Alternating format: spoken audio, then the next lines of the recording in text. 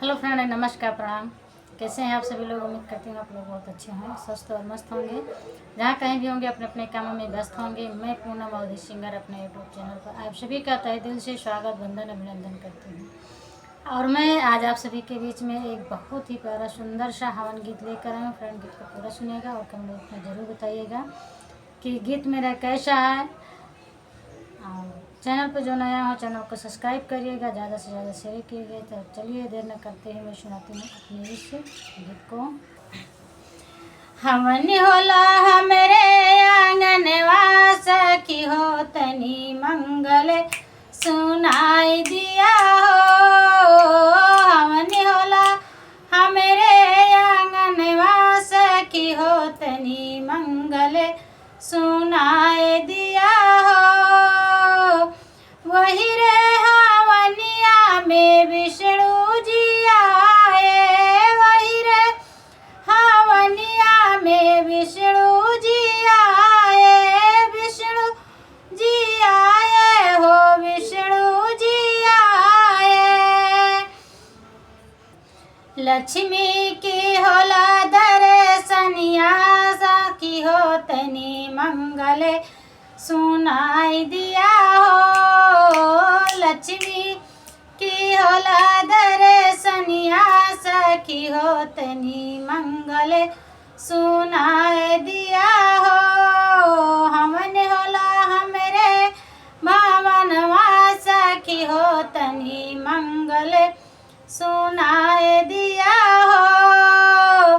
वही रे हवनिया में शंकर जी आए, वही रे हवनिया में शंकर जी आए, शंकर जी आए हो, शंकर जी आए। गौरा की होला दर्शनिया, सखी हो तनी मंगल सुनाई दिया हो। गौरा की होला दर्शनिया, सखी हो तनी मंगल सुनाई दिया हो। हमने होला हमरे आंगनवा, सखी हो तनी दर्शन का मंगल सुनाई दिया हो। हमन होला हमरे आंगनवा, सखी हो तनी दर्शन कराए दिया हो।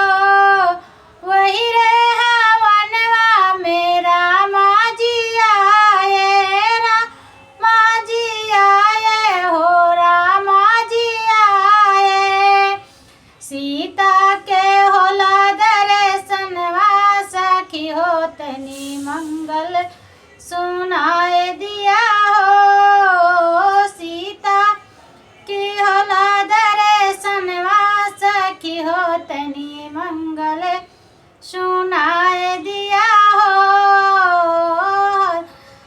हवन होला हमरे आंगनवा, सखी हो तनी मंगल सुनाई दिया हो। वही रे हवनवा में कृष्णा जी आए, कृष्णा जी आए हो, कृष्णा जी आए। राधा के होला दर्शनवा, तनी हो सखी मंगल सुनाई दिया हो। राधा की होला दर्शनवा, सखी हो तनी मंगल सुनाई दिया हो। हमन होला हमरे आंगनवा, सखी हो तनी मंगल सुनाई